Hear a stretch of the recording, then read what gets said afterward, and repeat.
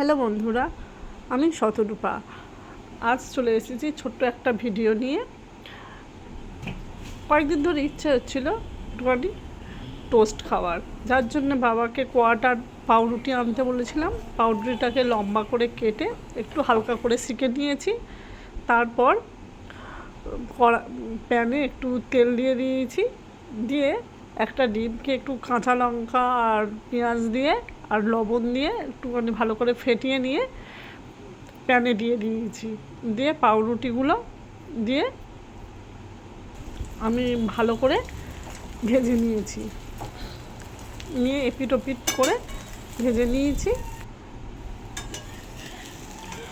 ভাজা হয়ে গেলে এগুলি প্লেটে আমি তুলে নিয়েছি। এর সাথে আমি একটুখানি শসা, একটু পেঁয়াজ কুচি আর একটু টমেটো কেচাপ দিয়েছি।